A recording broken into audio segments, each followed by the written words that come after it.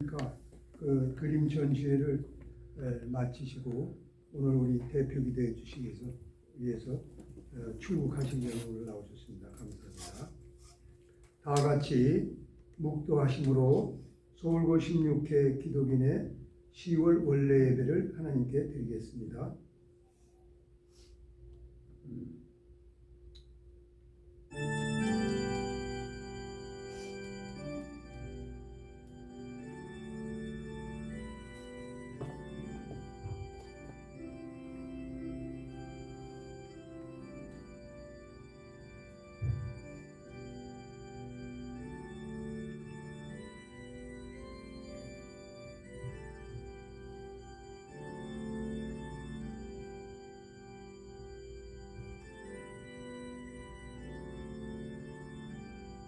우리가 알거니와 하나님을 사랑하는 자 곧 그의 뜻대로 부르심을 입은 자들에게는 모든 것이 합력하여 선을 이루느니라.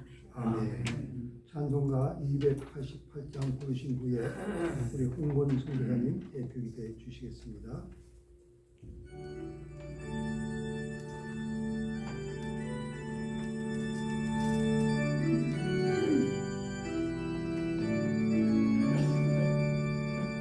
예수를 나의 구주 삼고 성령과 배로서 걷나니 이 세상에서 내 영혼이 하늘의 영광 누리도다. 이것이 나의 간증이요 이것이 나의 찬송일세. 나 사는 동안 끊임없이 구주를 찬송하리로다. 온전히 주께 맡기네요. 사랑의 음성을 듣는 중에 천상을 왕래하는 것과 하늘의 영광 보리로다. 이것이 나의 감정이요 이것이 나의 찬송일세. 나 사는 동안 끊임없이 구주를 찬송하리로다. 주 안에 기쁨 누림으로 마음의 공감이 잔잔하니 세상과 나는 간모도 구속한 주만 오리로다. 이것이 나의 간증이요 이것이 나의 찬송일세. 나 사는 동안 끊임없이 구주를 찬송하리로다.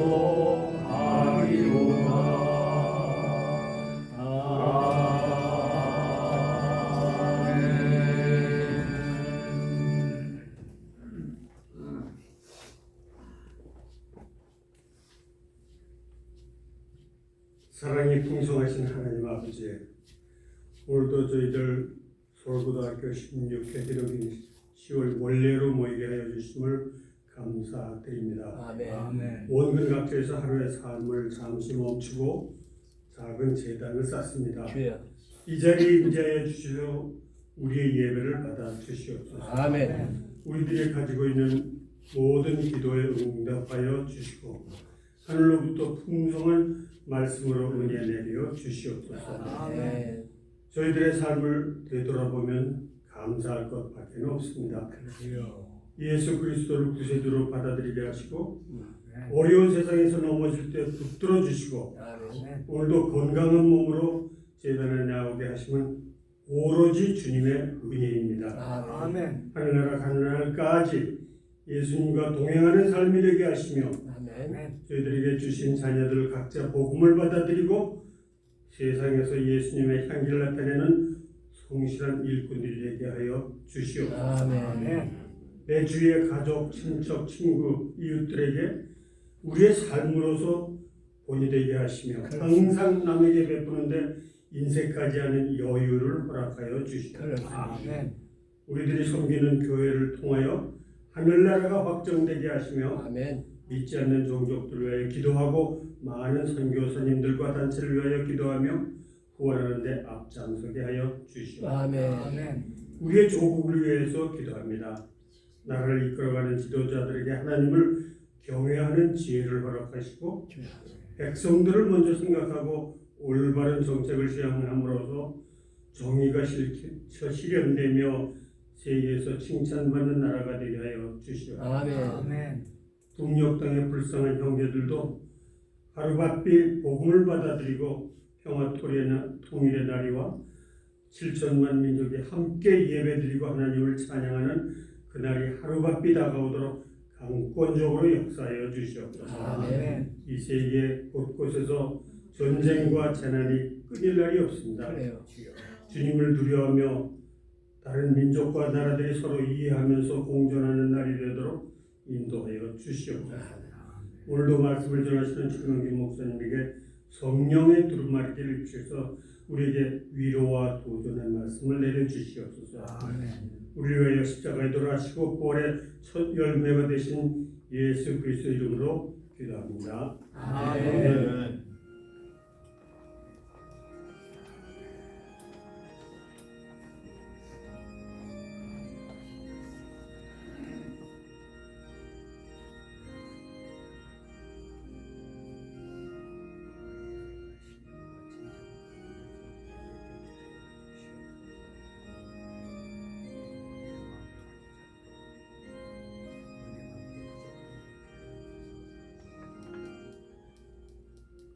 오늘 우리에게 주시는 하나님의 말씀은 누가복음 12장 13절에서 21절입니다.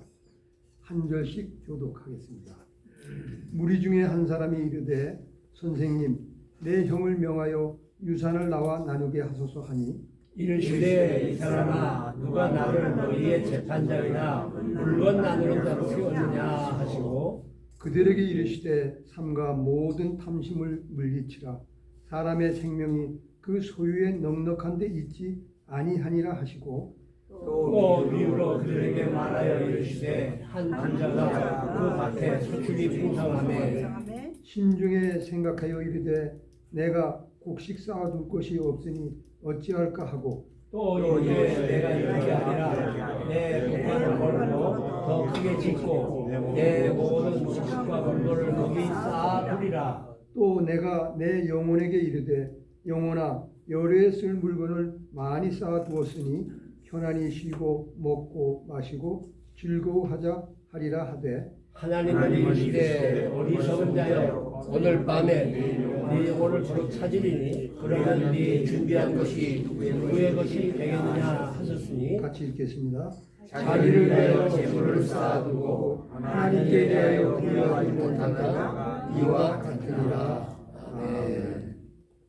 이제 최 목사님 나오셔서 친구에게 줄 선물이라는 제목으로 말씀 전해 주실 때 많은 은혜 받으시기 바랍니다.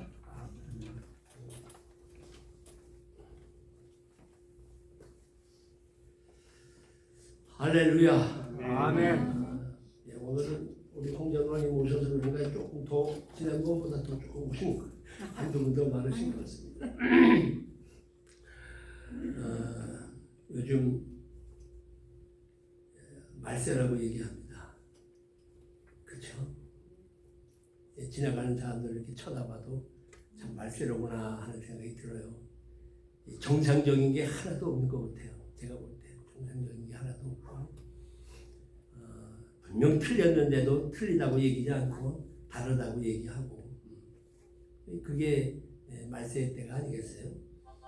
또 예수님께서 하신 말세의 여러 가지 징조들이 나타나지 않습니까? 전쟁의 소리, 또 천재지변의 기근, 한쪽에는 더워 쪄 죽고 한쪽에는 눈이 폭설로 내리고 또 홍수가 나서 이런 자연적인 재해들도 있고요.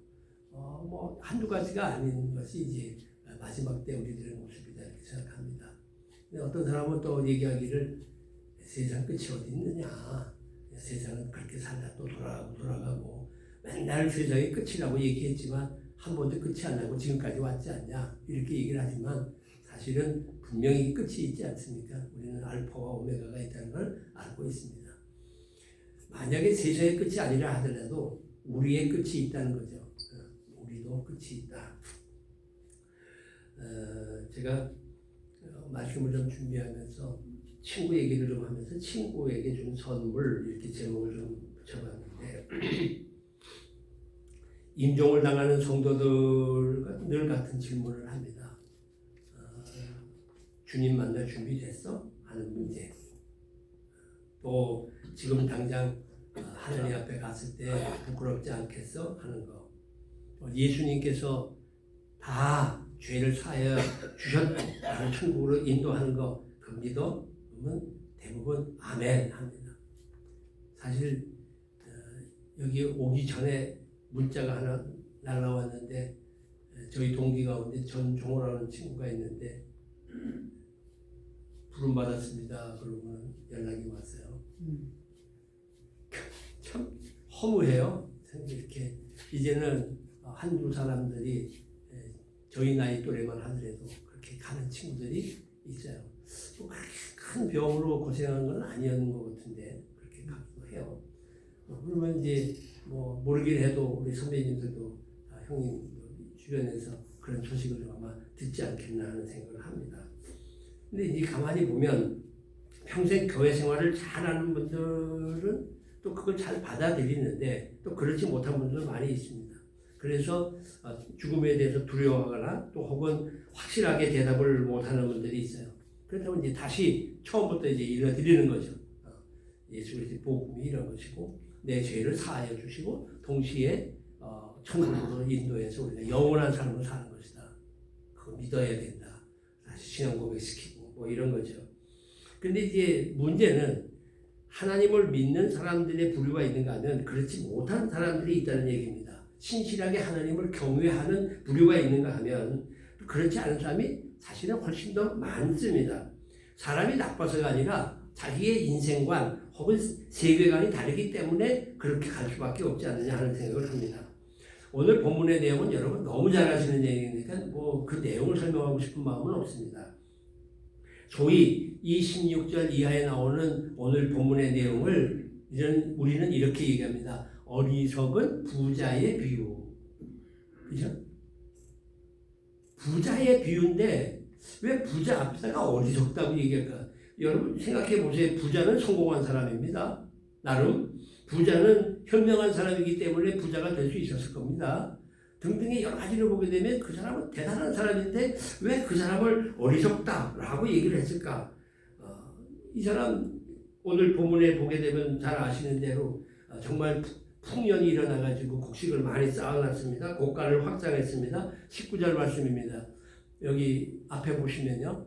여러 해 쓸 물건을 많이 쌓아두었으니 평안히 쉬고 먹고 마시고 즐거워하자. 이렇게 이제 19절에 얘기를 합니다. 이는 농사 기술이 아마 뛰어난 사람인 것 같습니다. 또 미래를 대비할 줄 아는 그런 사람입니다. 그래서 곡식을 저장할 줄도 알고 있는 준비성이 있는 사람이다. 그렇다면 어리석은 사람이 아닌데도요. 현명한 사람으로 보여지는데요. 그런데 주님은 그를 어리석은 사람이라고 말을 합니다. 그 이유가 뭘까? 이 사람은 진정한 행복의 길이 뭔지를 모르는 사람입니다. 그래서 어리석다고 얘기한 겁니다.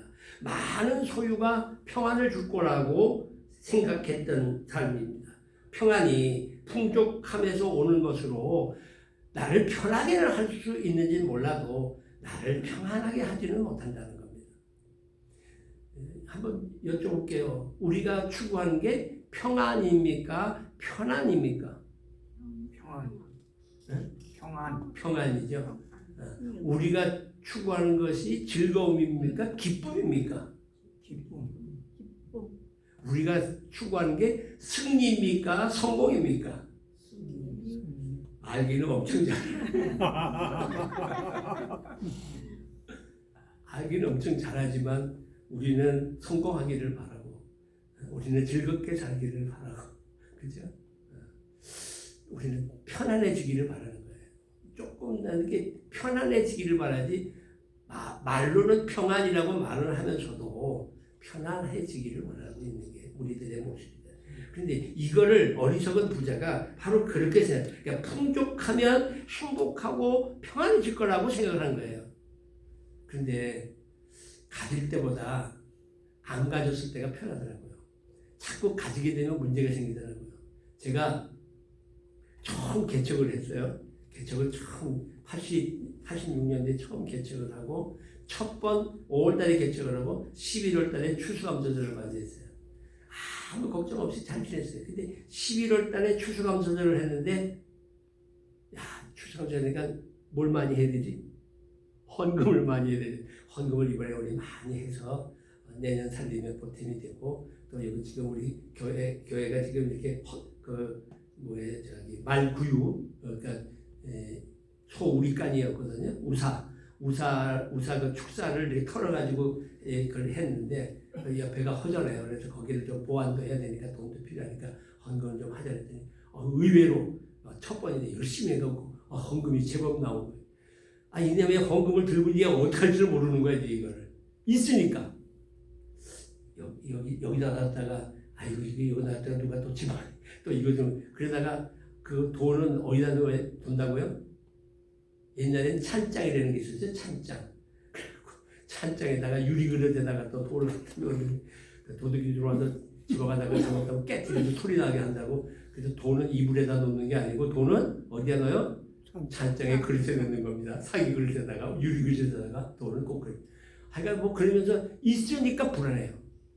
그거를 전혀 생각할 때는 불안해요. 한번 가만히 생각해 보세요.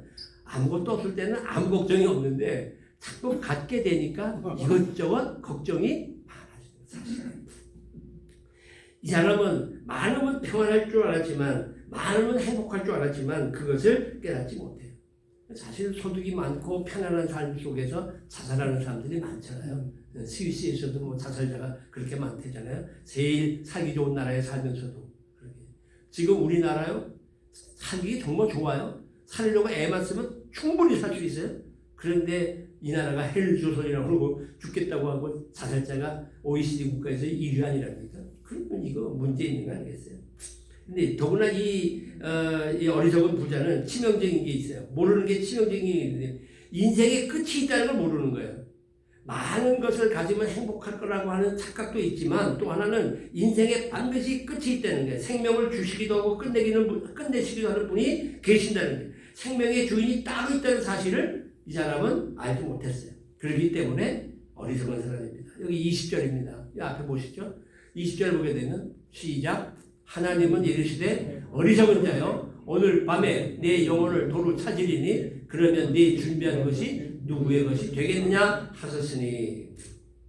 그러니까 이 어리석은 사람은 그 생명이 하나님 손에 있다고 하는 사실을 몰라. 그래서 준비한 것 누구의 것이 되겠느냐고 물었을 적에 답을 할 수가 없었다는 거예요. 그러니까 머리가 나쁘다, 똑똑하지 못하다는 것과 다른 얘기예요. 어리석다는 건 생각이 없는 거예요. 무분별한 거예요. 그런데 지금도 이런 영적인 이들이 대단히 많이 있다고 하는 얘기입니다. 근데 예수님께서 이 얘기를 하시기 전에 배경이 있어요. 왜 이 얘기를 하셨느냐? 그 배경이 있는데 여기 13절입니다. 앞에 보시죠. 13절에 보게 되면 뭐라고요? 무리 중에 한 사람이 이르되 선생님 내 형을 명하여 유산을 나와 나누게 하소서 하니. 여기 이 13절의 내용을 보게 되면 예수님께 찾아온 이유가 있어요. 대부분 그 당시에는 재판을 할 때 누가 했느냐면 랍비들이 했단 말이죠. 그죠? 제사장들이 그에 분별을 해줬단 말입니다. 그러니까 랍비들이 이런 문제의 재판전 역할을 했기 때문에 예수님을 랍비로 생각을 하고 그에게 와서 이야기를 합니다. 근데 이 역시도 어리석은 사람입니다. 왜냐하면 예수님이 어떤 분인지를 잘 몰랐어요. 다시요. 13절을 보시죠.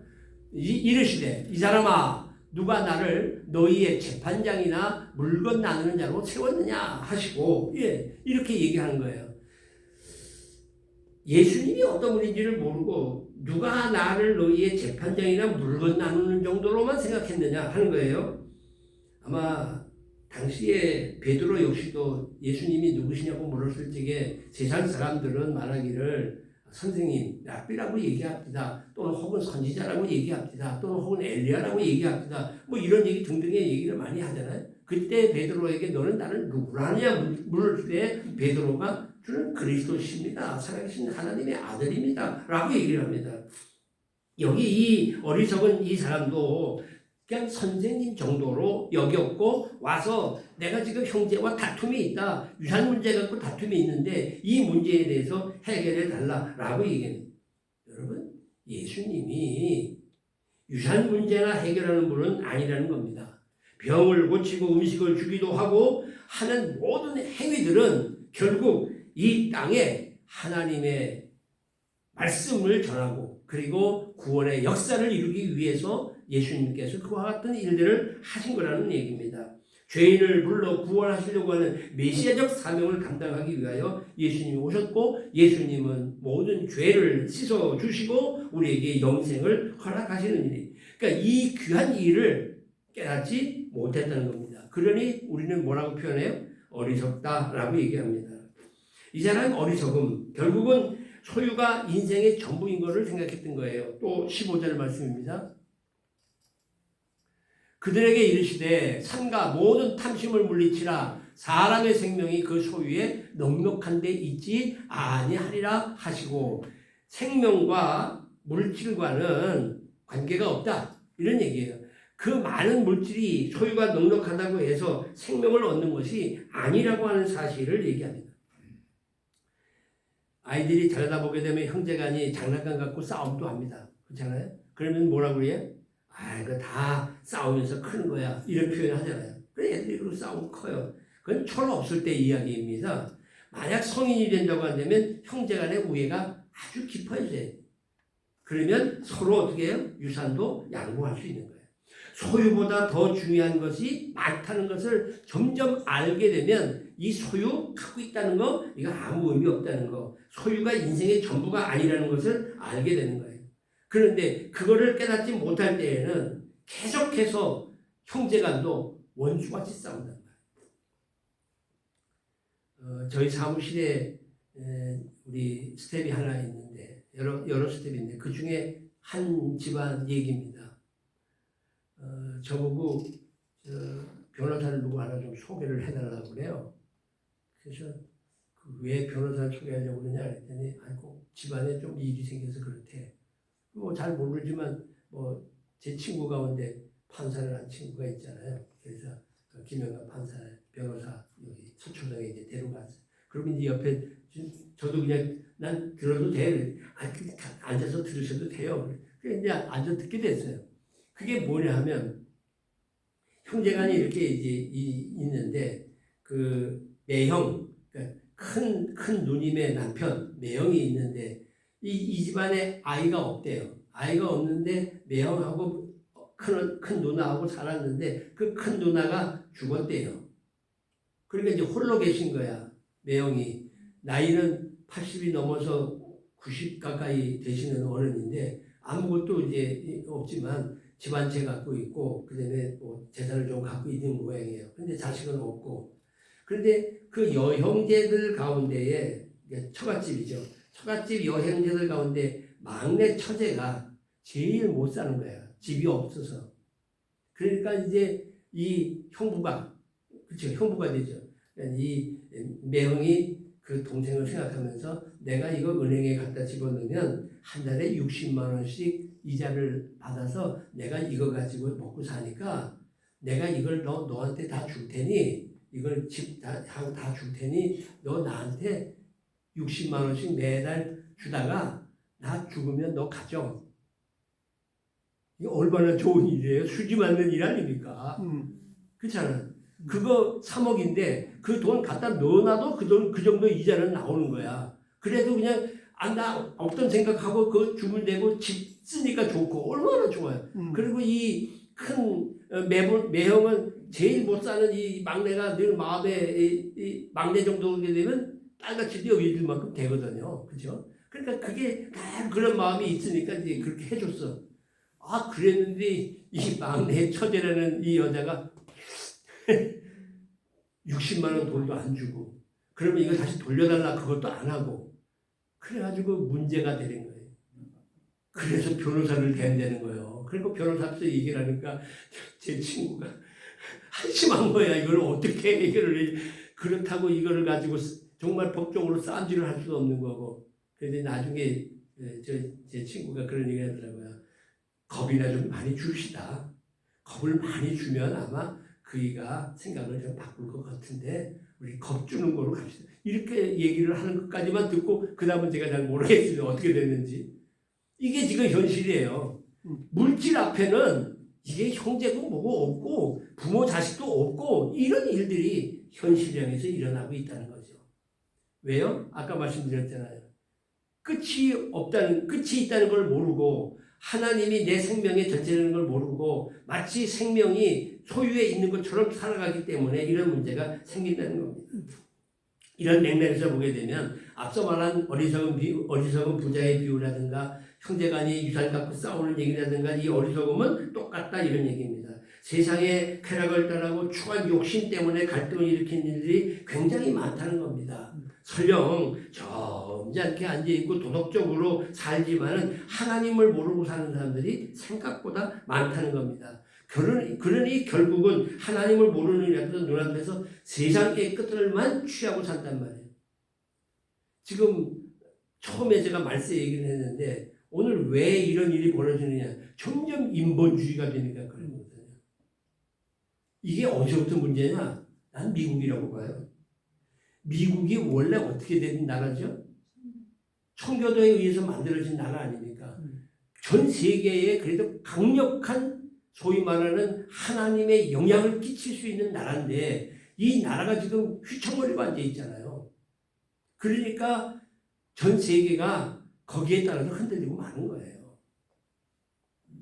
저는 그런 걸 보면서 그래도 한국 교회 안에 생명력을 갖고 있는 교인들이 있어요.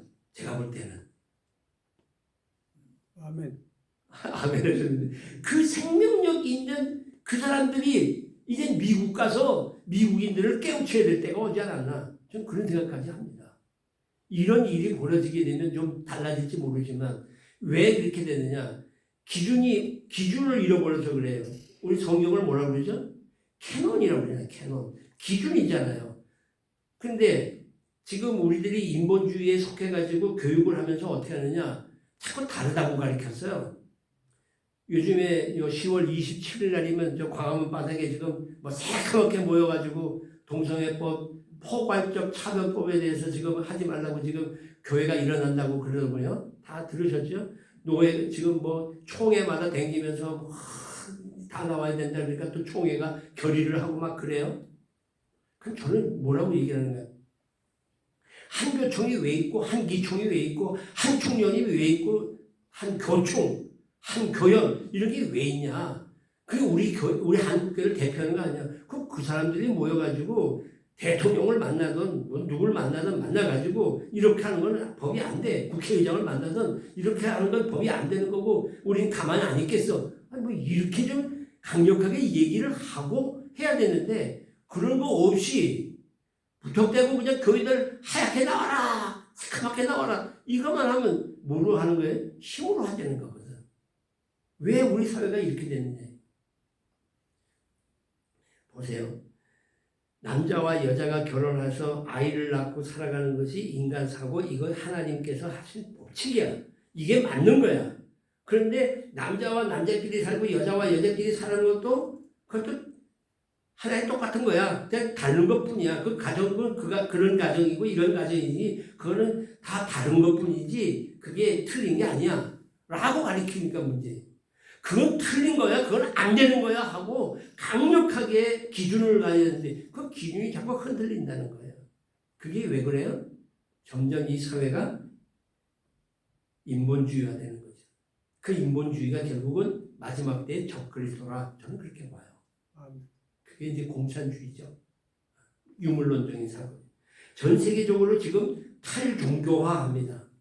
점점 수준이 올라가면서 종교라고 하는 건 우리가 힘이 없을 때에 뭔가 신적인 존재에 매달리는 게 종교적인 거 아닙니까? 우리 기독교는 종교가 아니죠. 기독교는 복음이니까 우리는 그렇게 그 종교라고 하는 이 카테고리에서 빼고 싶은데, 그런데 어떻든 일반인들이 살다가 어려우니까 신을 찾는단 말이에요. 이런 종교를 갖는다고. 그런데 이 탈종교화 하는 일이 지금 전 세계에 만연한 거예요. 그거 없어도 우리끼리 할 수 있다라고 하는 겁니다. 대한민국의 탈종교 속도도 대단히 빠르다는 거예요. 그래서 무슨 얘기하는가 하면 우리나라 사람들한테 물어봤대요. 종교가 필요하냐? 기독교가 필요하냐고 물은 게 아니라 종교가 필요하냐고 물어봤는데 35%만 필요하다고 답을 한다는 거예요. 이게 심각한 겁니다. 별로 놀래지를 않으시네. 이제 걔네들도 일이고 우리 잘 믿으니까 그런 걸 어떻게 이렇게 보시는지 모르겠지만 지금 심각하다는 거죠. 크리스찬의 수가 점점 감소하지 않습니까? 그러다가 갑자기 죽음을 맞이하는 거예요. 소위 지식인들, 엘리트 의식에 갇힌 사람들, 자아도취에 취해 있는 사람들 주변 돌아보지 않습니다. 남의 도움 받으려고 하지도 않습니다. 그래서 늘 홀로 지냅니다. 고독한 삶을 삽니다. 외롭고 쓸쓸하게 삽니다. 그러다가 그 어느 누구도 그에게 손을 내미는 자가 없어요. 그러다가 갑자기 죽음을 맞게 됩니다. 나이가 들면 혼자가 되는 건 당연하죠. 자식도 멀어지고 아내가 친구같이 여겨지다가도 친구는 아니잖아. 아내가 친구는 아니라고. 역시 남이야. 아내가.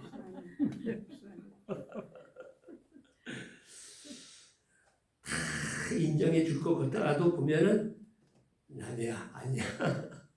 그러니까 누가 그러대. 그러니까 남편은요, 남의 편 드는 사람이지 내 편이 아닙니다. 절대 내 편이 아닙니다. 남편입니다.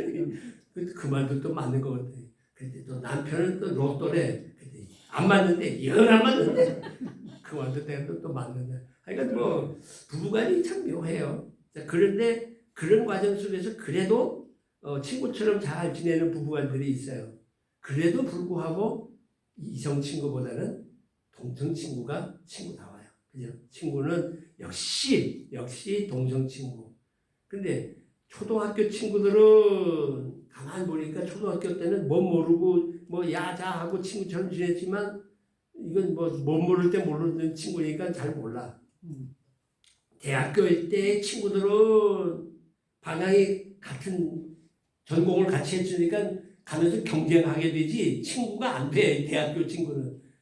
제일 좋은 친구가 누구예요? 고등학교 친구. 이건 제일 편한 거예요. 나이가 90이 돼도 야, 이 새끼야 이리 와봐. 그러고 서로 뭐 얘기하면 뭐 야, 그 형한테 너 그렇게 얘기할 수 있어? 뭐 이러고 똑같은 동갑 내기면서도 맨날 형이고 동생이고 그러잖아요. 이게 친구라고. 저는 그래서 그 친구가 너무 좋다는 거. 더더구나 이제 제가 혼자 이렇게 있다 보니까 친구가 그렇게 좋을 수가 없어요. 그 친구들하고. 근데 그 친구도 정말 야, 나 지금 어려운데 나 한 푼 좀 줘. 그랬더니 알았어. 그리고 빼줄 수 있는 친구가 과연 몇이나 있을까?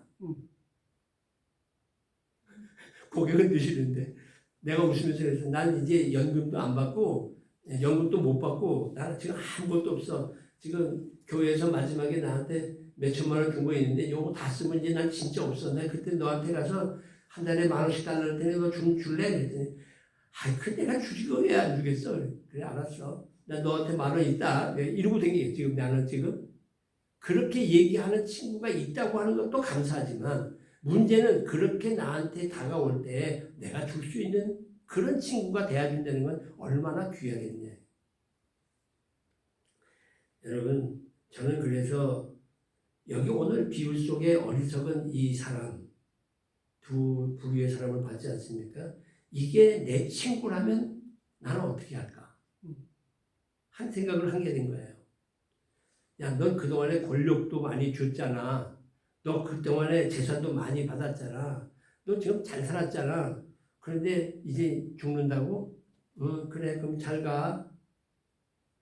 마지막 순간을 맞는 그 친구에게 그런 표현 한마디 하고 혹시 뭐 이제 곧 가게 된다는데 내가 음식이나 맛있는 거 하나 사두고 또 뭐 음악 좋아하면 음악이나 좀 뭐 하고 또 어디 놀러라도 한번 갔다 오는 정도로 해서 그에게 하는 게 내가 베풀 수 있는 최고의 선물일까?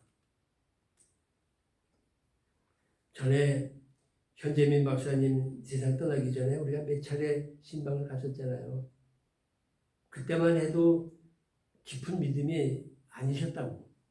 그래서 제가 얘기를 하면 그건 말장난 같은 거야. 뭐 이렇게 얘기하시기도 했는데 우리 그 다음에 여러 차례 가면서 마지막에 또그 부인 되시는 우리 김 교수가 김 교수님이 애를 많이 써서 인도를 하시는 과정이고 또 여러 차례 방문하고 그리고 제가 마지막에 가서 또 그 얘기 난 이제 더 이상 얘기 안 한다고 이제 현 박사님 더 이상 안 할 테니까 믿으려면 믿고 말려면 말라고 난 분명히 얘기했다고. 근데 내 후배 가운데 목사가 있는데 그 목사가 와서 꼭 예수 믿어야 하늘나라 간다고 얘기하는데 하나님 앞에 가시거들랑 그 최 목사라고 하는 후배가 나한테 조금만 더 열심히 얘기했으면 내가 믿었을 텐데 대충 얘기하는 말에 내가 안 믿었다 이런 말을 하지 말기.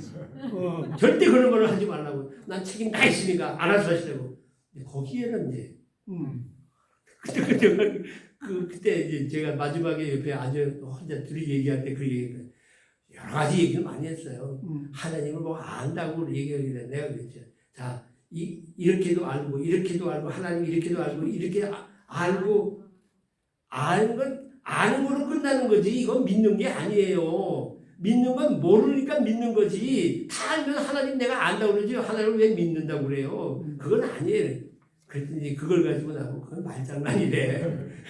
그러니까 그렇게까지 얘기를 하셨던 분인데 마지막에 그런 얘기를 하면서 하도 이제 내가 답답해서 이제 나 더 이상 얘기 안 할 테니까 하나님 앞에 가서 내 핑계는 대지 마시라고 제발. 그랬더니 이제 그 이후에 뭐 이제 김 교수님 제가 전화하게 오면 하여간 신앙을 많이 가지시고 그래도 믿음을 갖고 그렇게 하셨다. 이게 친구가 줄 수 있는 가장 귀한 선물 아닐까. 아까도 내가 그 전종원하는 친구가 학교 다닐 때 조금 그랬고 대학을 다니면서 이런 표현까지 뭐 할지 모르겠지만 조금 마약에 손을 대고 그랬어요 이 친구가. 알아요 제가. 그래서 걱정스럽고 그러면서도 교회도 다니고 자기 스스로가 그걸 해지를 못하고 그러던 친구인데 내가 몇 번 신방도 가고 뭐 저러다가 전혀 그다음에 잊어먹고 살았다고요. 마지막을 어떻게 했을까? 그게 나 지금 가슴에 팍 와닿는 거예요. 그 친구한테 그 이후에 한 번이라도 내가 전화를 좀 했을 걸. 내가 참 무심했구나. 이런 생각이 드는 거예요. 오늘 제가 차량 시위를 했어요.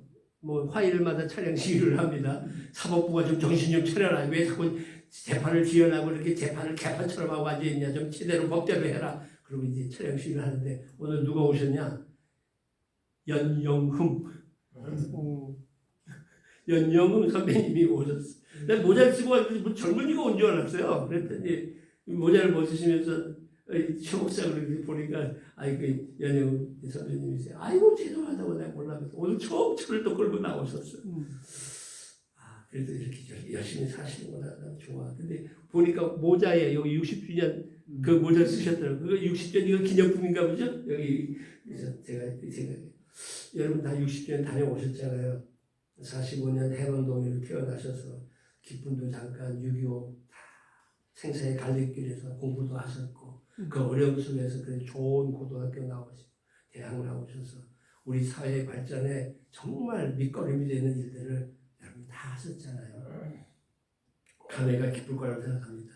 그런데 우리는 여기서 이렇게 예배 드리는데 16회 그 외의 친구들은 어떠신지 한 번쯤 돌아볼 필요가 있지 않겠어요?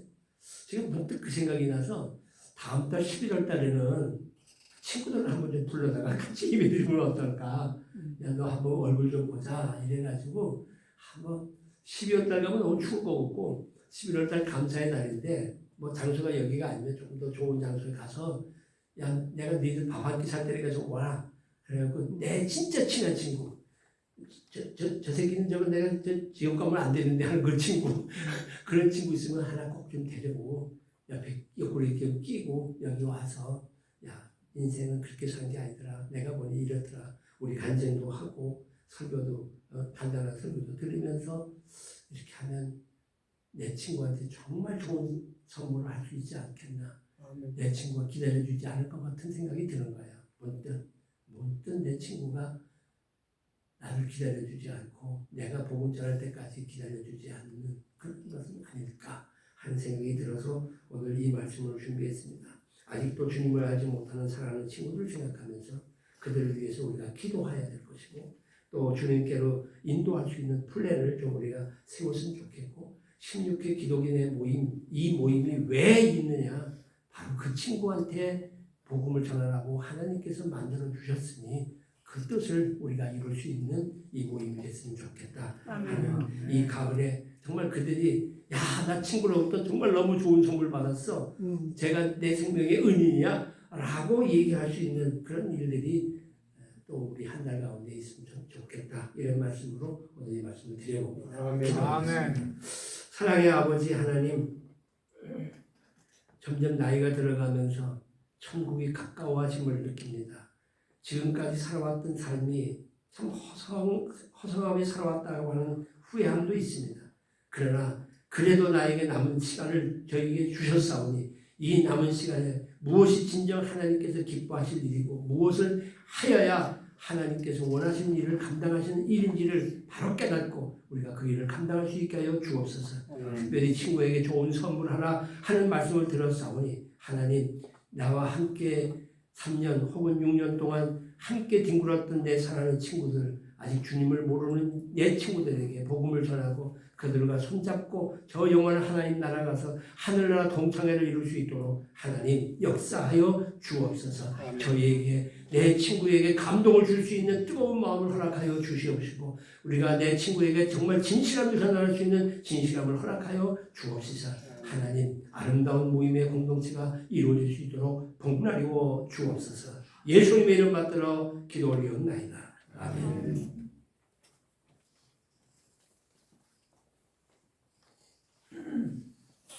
11월 예배 때는 친한 친구 중에서 아직 예수님만 믿는 친구 한 명씩 모셔오기 바라겠습니다. 다 같이 찬송가 569장 부르신 후에 우리 최 목사님 축도하심으로 오늘 예배를 마치겠습니다.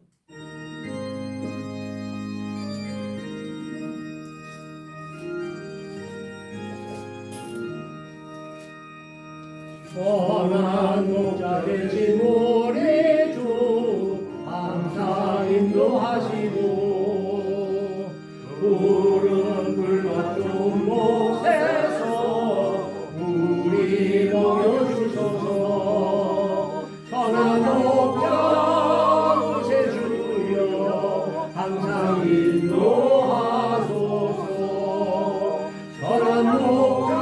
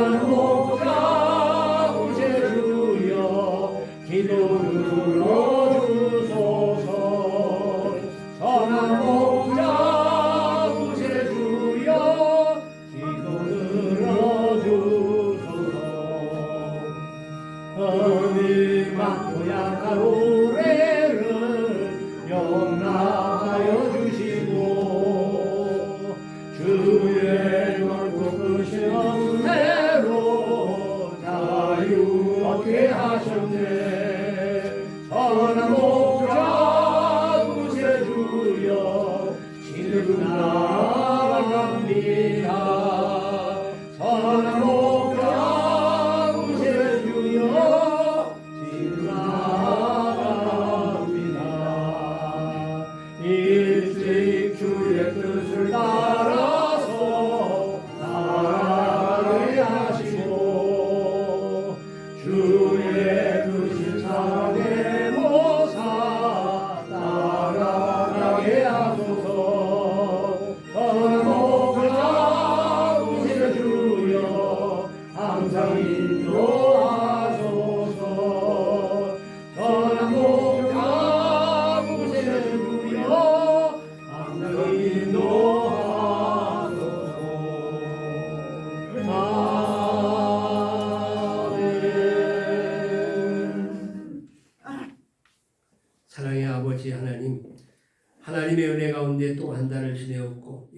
아버지 앞에 정성을 들여서 예배를 드리고 믿음의 교제를 나눕니다. 하나님 이 자리 위에 함께 하시어 우리 각 심령들의 복을 더하여 주시옵소서. 하나님을 향한 뜨거운 열정이 전에보다 더해질 수 있게 하여 주시옵고, 비록 육신은 연약해질 가지라 속상하는 날로 새로워지는 역사가 일어나게 하여 주옵소서. 이제는 일선에서 물러난 이선의 삶을 삽니다마는 물질로도 어려움이 없도록 하나님 풍성함을 더하여 주시옵시고, 풍성하게 나누는 삶을 살아가는 복되고 아름다운 삶이 되어지게 하여 주시옵소서. 건강치 못한 육체입니다. 하나님 기억하여 주시옵시사 강건해지게 하여 주시옵시고, 모세가 주님 부르실 때까지 눈이 흘리지 아니하고 기력이 취하지 아니한 그러한 축복과 은혜가 우리 사랑하는 16회 모든 믿음의 식구들 위해 넘쳐나게 하여 주옵소서. 특별히 출가하고 분가한 아들딸들의 가정이 있사오니 아름다운 믿음의 계대가 이루어지게 하시고, 친손 외손 어린 생명들이 잘 믿음 안에 세우는 모습을 보며 하나님 앞에 영광을 돌릴 수 있게 하여 주시옵소서.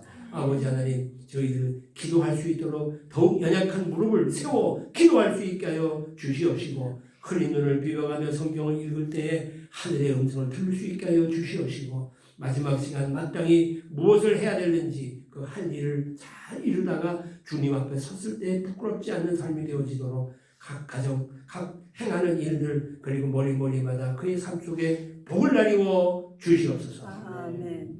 이제는 길이요 진리요 생명 되신 우리 구주 예수 그리스도의 크신 은혜와 아버지 하나님의 크고 놀라우신 사랑과 성령님 감화감동 인도교통 내주 역사하심이 오늘 예배를 드리는 귀한 모임 위에, 그리고 여기 함께한 믿음의 식구들 위에, 그리고 드려진 귀한 예물과, 그리고 우리가 늘 기도하고 있는 서울고등학교 후배 위에, 그리고 이 어지러운 대한민국과 저 북녘에 있는 내 사랑하는 동족들 위에, 세계 도처에서 신음하는 많은 족속들 위에 이제로부터 영원토록 함께 있을지어다. 아멘.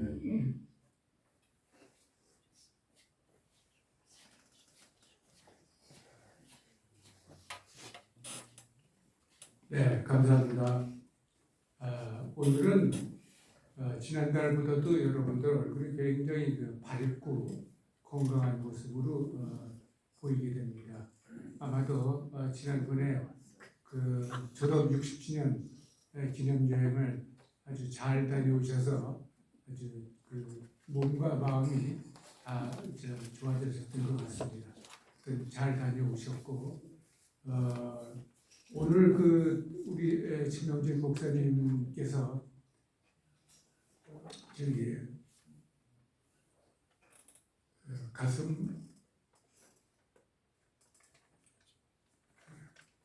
가슴을 찌르는 그런 말씀을 해주셨습니다. 우리가 주변에 친구들이 많이 있지만 그 믿지 않은 친구들에게 한 번이라도 교회 한번 같이 가자 이렇게 얘기를 해본 적이 있느냐 이렇게 물었을 때 그 여러 가지 후회하는 후회스러운 일들이 많습니다. 물론 이 전도라는 것이 아는 사람보다는 모르는 사람을 전도하기가 쉽습니다. 근데 너무 잘 아는 사람들, 특히 친구들은 전도를 하면은 자꾸 이제 다른 핑계를 대고 그 핑계에 우리가 뚫고 들어가지 못하는 그런 것 때문에 건성 지나가는 경우가 많습니다. 그러나 오늘도 이렇게 모처럼 또 우리 목사님께서 말씀을 해주셨으니까 다음 11월 달 예배 때에는 한 명이라도 우리 손을 잡고 함께 기도를 드리던 그런 기회를 갖도록 저도 노력을 하고 있고, 우리 여러 회원님들도 다시 한번 그런 마음의 다짐을 해주시기 바랍니다. 아멘. 오늘 그 모처럼 미국에서 홍보 장로님 부부가 오셨습니다. 이번 그 60주년 기념 행사 때문에 오셨고, 특별히 이번에 지난 10월 초에 전주에서 2024년 아프지마 아프리카라는 제목을 가지고 또 그림 전시회까지 가졌습니다. 이제 모든 일정을 다 마치고 서울에 오셔서 이제 며칠 있으면은 또 다시 이제 미국으로 돌아가실 텐데 모처럼 오셨으니까 한번 나오셔서 감회라든지 그동안에 선교하면서 느꼈던 점 한번 좀 우리에게 같이 나눠주셨으면 감사하겠습니다. 네, 여러분 박수 환영합니다.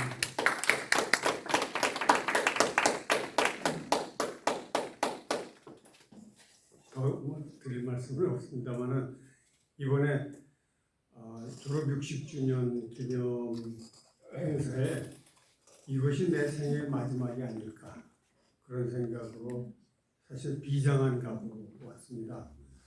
근데 아니나 다를까 제가 있는 동안에 사랑하는 친구 두 분이 소천하는 걸 보고 이제 정말 우리의 때가 이제 거의 다 왔구나 이런 생각을 했고 제가 온다는 얘기를 듣고 전주예수병원에서 전시회를 하자고 그렇게 해서 날짜를 맞추다 보니까 여수에서 올라왔다가 다시 내려가는 것이 그게 안 되고 할 수 없이 여수에서 버스에 내려가지고 기차를 타고 전주를 직접 갔었습니다.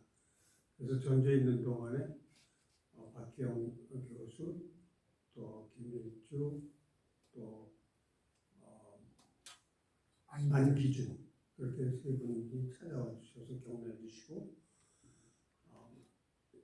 저희들이 얘기를 나눌 기회도 있었고 그래서 이번에도 아무튼 소개 성과를 거두었고 저희들이 그림 파는 거는 2026년에 제주에서 국제기독의사회에 회의를 할 때에 아프리카에 있는 의사들 초청하는 비행기 값으로 저희들이 기금으로 사용할 수 있게 이렇게 됐고 그리고 어제 그제도 사실은 명성교회에서 참석을 해서 예배를 드리고 그러는데 오늘 아침에 제가 김상원 목사님께서 전화를 직접 받아서 저한테 전화를 주시면서 언제 가냐고 그래서 내일 모레입니다. 아유 기회가 놓쳤네 그러면서 언제 오느냐고 해서 내년에 올 계획을 하고 있습니다. 그러면 명성교회에서 또 전시를 하라고 그래서 이제 지시를 받았습니다. 그래서 내년에 다시 와서 명성교회에서 하고 대구에서 다시 또 하기로 지금 결심을 하고 그러니까 2026년에는 제주에서 국제기독교회 모임에 오게 되고 내년에는 명성교회에서 또 전시를 해야 되니까 또 와야 되고 하다 보니까 여러분들 매년 만나볼 기회를 생겼습니다. 그런데 아무튼 아직까지 하나님께서 건강을 허락해 주셨고 또 지금도 돌아가면 목요일에 돌아가면 그날 저녁에 미국 신학교 이사회에 또 참석을 해야 되고 또 여러 가지 할 일이 기다리고 있어서 바쁜 일정을 하면서 늙을 시간이 없습니다.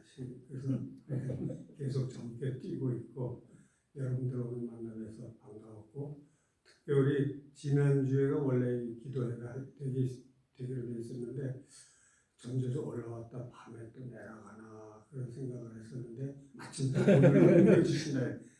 하나님이 주신 기회로구나. 그래서 여러분들을 이렇게 만날 수 있는 기회가 됐고 모레는 다시 시카고로 돌아갑니다. 아무튼 여러분들 건강하시고 또 내년에 또 뵙겠습니다. 감사합니다.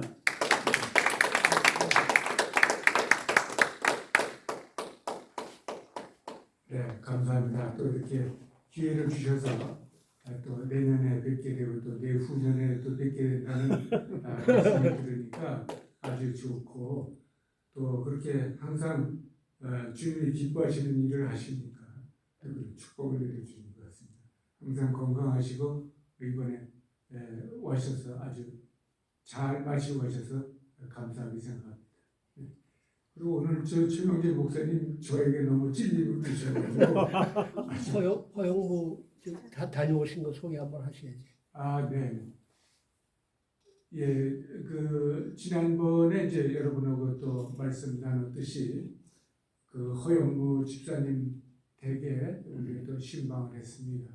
그때 인원은 이제 최몽진 목사님하고 이윤성 장로님, 저하고 최영두 집사 이렇게 넷이 가서 아주 담소를 나누고 그랬는데 생각보다는 굉장히 건강하고 또 본인이